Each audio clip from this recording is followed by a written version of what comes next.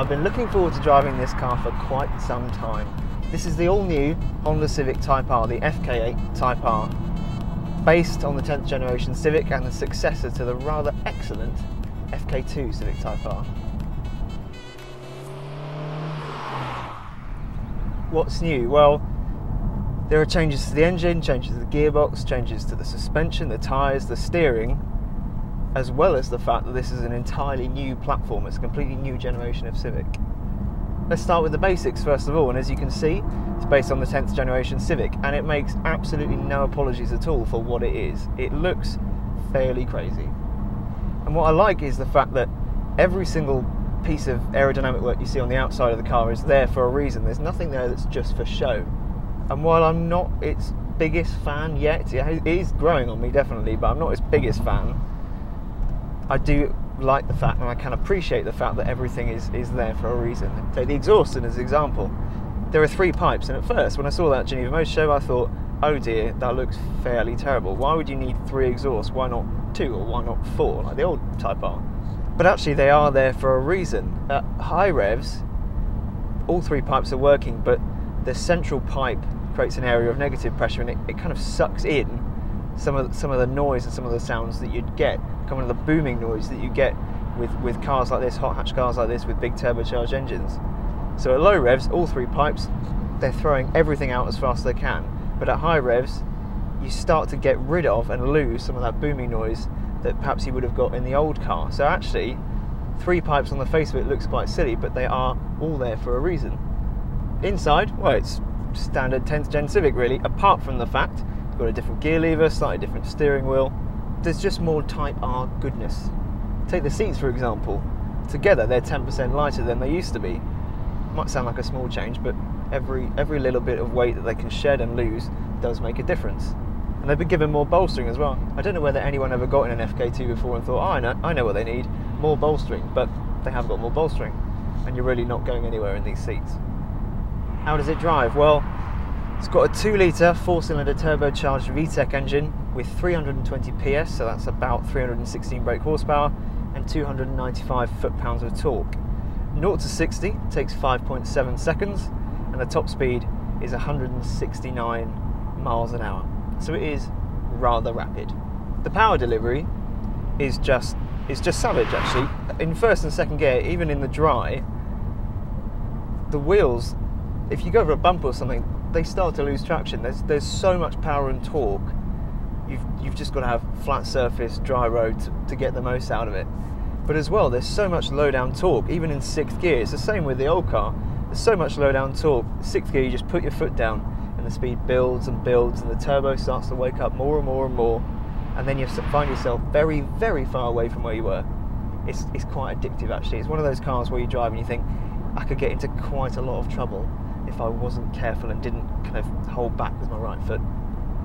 I quite like it. The gearbox is a 6-speed manual gearbox. There is no automatic gearbox option for the Type R. But the gearbox itself is actually slightly different, although the lever is pretty much the same. The gearbox, the gear ratios are 7% shorter than they used to be, so it kind of gives a bit more of a frenetic feel. You're going up and down through the gears that little bit more often. And the gearbox itself, it's beautiful, it's slick, it's mechanical, and you know what gear you're going into every single time. One big change for this gearbox and for this Type R is that you now get an auto blip. So you can just look like an absolute hero by changing 4th to 3rd, and it'll blip the throttle for you so you get a perfect gear change every single time.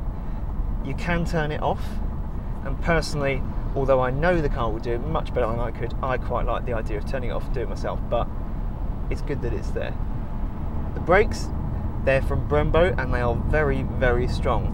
At the front we've got 350mm ventilated and drilled discs and 4 piston calipers, and at the back we've got solid discs, and they're very, very strong. They do the job very well. On the track we were hammering around for probably 10 laps or so without giving the car any room to breathe, and then they started to just fade a little bit. But to be honest, on the road and even on the track, you can just hammer on the brakes and they'll stop doing this all the time, and they're really, really powerful. And they've got some lovely feel to them as well. You know what the brakes are doing, you know what the tyres are doing, and you can feel it just before the ABS kicks in, and it's just, yeah, you've got good pedal feel. As for the chassis, well, it's based on the 10th gen Civic, so it does have some huge benefits. The nose, for example, it's slightly lower, so there's less drag, but you've still got more downforce than the old Type R. And as well, those little flicks down by the front splitter and at the rear of the side skirts, what they do is they flick the air up and around the tyres. There's just less turbulence, and again, that helps to reduce the amount of drag. This car also weighs 16 kilos less than the outgoing Civic Type R, and it's got an increase of torsional stiffness of 38%. Now that might not mean anything to you, but essentially it just means it's quite a lot stronger. And it means that everything in the car has less work to do, essentially, because if you've got a stronger platform on which everything is based, everything else, it doesn't have to overcompensate. Like the suspension, for example. If you've got a stiffer chassis, the suspension doesn't have to deal with that flex all the time. You can just tune it that little bit better. Now the steering, that is all new as well. It's based on the same system you get on the new 10th gen Civic, and it's a dual pinion variable ratio electric power steering system. It's quite a mouthful, and if I'm honest, I've struggled to say that a couple of times now.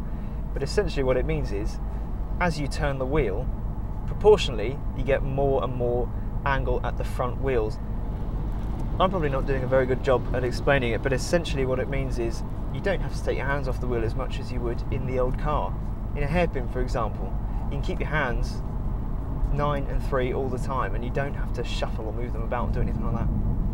And obviously it's been tuned for the Type R, so it does give some really solid information back to you. You know what the front tyres are doing.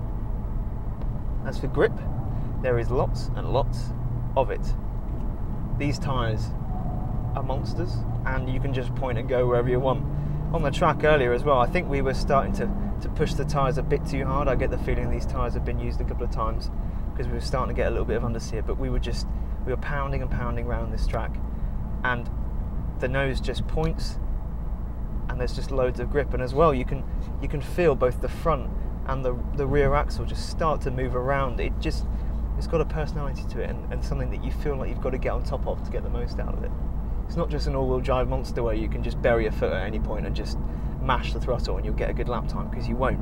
You do need to work with it to get the best out of it. Another benefit of this new platform is the fact that we've got a new suspension system. The front suspension is revised, but the rear suspension is an entirely new multi-link rear suspension setup. It just means you've got extra stability when you brake hard, and you've got better high-speed stability as well. So we're on the Autobahn now, as you can tell. There are some people going past me quite a bit quicker than I am, and it just means that you're just planted, and it does feel very sure-footed and very, very stable at high speed.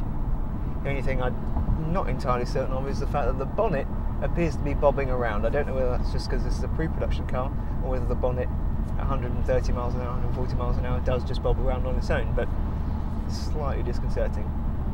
But the suspension does a great job. But as well as a new setup at the rear, you've also got adaptive dampers. So there are 3 modes to this car. In the old Civic Type R, you had standard mode and you had a plus R mode, which did stiffen up the dampers slightly. But this, you've got quite a different setup. The default setting is sport, so as soon as you get in the car, turn it on, it'll be in sport mode, and that's kind of the best of both worlds. Best of comfort, best of sport. You can get down the road quite quickly.